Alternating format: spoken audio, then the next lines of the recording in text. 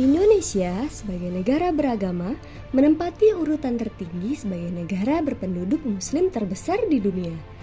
Indonesia secara politik maupun hukum meneguhkan keberpihakannya atas kedaulatan negara di dunia ini dan selalu ikut aktif dalam upaya penciptaan perdamaian dunia.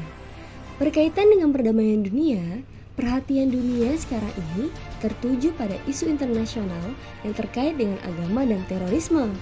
Meskipun terorisme bukan fenomena baru yang berarti sudah terjadi aksi-aksi serupa pada zaman-zaman dahulu, tetapi terorisme menjadi isu hangat dan menyita perhatian karena ada konteks radikalisasi agama yang melatar belakangi aksi-aksi terorisme itu.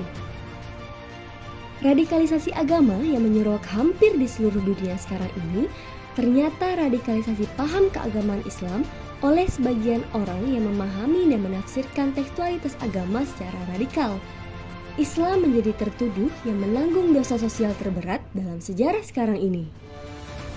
Isu terorisme yang bersumber pada radikalisasi paham keagamaan merupakan produk dakwah dan pendidikan yang keliru.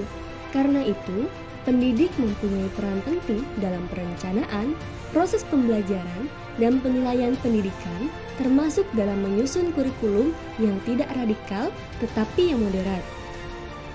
Kurikulum merupakan salah satu syarat mutlak serta bagian yang tidak dapat dipisahkan dari pendidikan.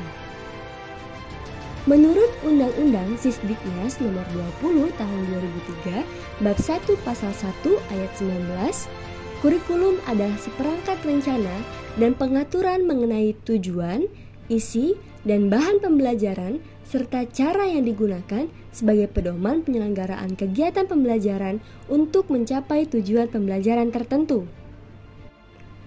Kata kurikulum berasal dari bahasa Yunani yang semula digunakan dalam bidang olahraga, yaitu kurere yang berarti jarak tempuh lari, jarak yang ditempuh dalam lomba lari.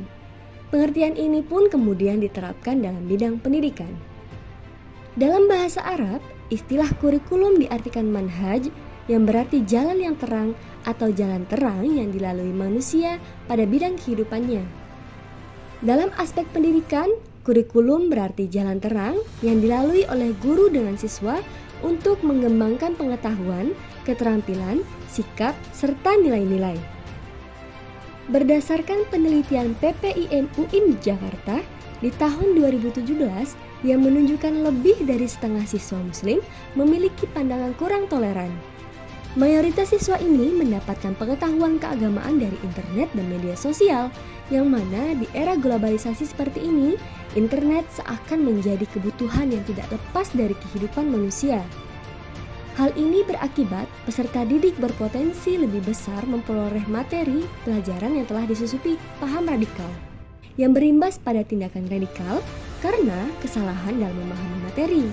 Dan ironisnya, indeks literasi Al-Quran pada siswa di Indonesia tergolong sangat rendah, terutama pada poin membaca ayat suci Al-Quran. Mengapa diperlukan merevisi atau melakukan inovasi dan perubahan pada kurikulum pendidikan agama Islam? Dalam hal ini, PPIM UIN Jakarta juga melakukan penelitian pada Permendikbud Nomor 37 Tahun 2018 tentang kompetensi inti dan kompetensi dasar yang menjadi dasar penyusunan materi pelajaran agama Islam dan budi pekerti. Penelitian menemukan bahwa siswa dijejali kompetensi dasar yang terlalu banyak.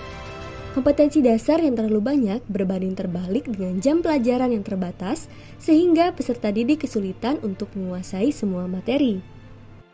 Ironisnya, dari materi yang gemuk ini, muatan materi yang mengedepankan aspek penghargaan terhadap perbedaan dan kewarganegaraan hanya mencapai 3%. Materi kompetensi dasar ini beberapa di antaranya tidak logis dan ambigu, sehingga mudah disalahartikan. Kompetensi dasar yang terlalu menekankan pada aspek kognitif cenderung tidak menjamin siswa memiliki kemampuan elementer seperti terampil membaca Al-Quran, sholat, dan berakhlak baik. Maka, berdasarkan temuan-temuan ini, direkomendasikan untuk merevisi Permendikbud Nomor 37 Tahun 2018 yang mana dalam revisi penyusunan materi pembelajaran agama Islam dan budi pekerti itu disarankan untuk mengurangi porsi materi akhlak personal dengan menambahkan materi akhlak kewarganegaraan. seperti memahami bahwa keragaman budaya, suku, dan bangsa adalah kekayaan yang dikaruniai Allah sebagai manusia, seperti yang dijelaskan dalam Al-Quran Surah Al-Hujurat ayat 13, "Wahai manusia, sungguh kami telah menciptakan kamu dari seorang laki-laki dan seorang perempuan. Kemudian kami jadikan kamu berbangsa-bangsa dan bersuku-suku agar kamu saling mengenal. Sesungguhnya yang paling mulia di antara kamu di sisi Allah ialah orang yang paling bertakwa. Sungguh Allah Maha Mengetahui, Maha Teliti." Ayo bersama-sama kita cegah radikalisasi dengan membangun generasi penerus yang religius dan cinta tanah air untuk mewujudkan Indonesia yang lebih baik.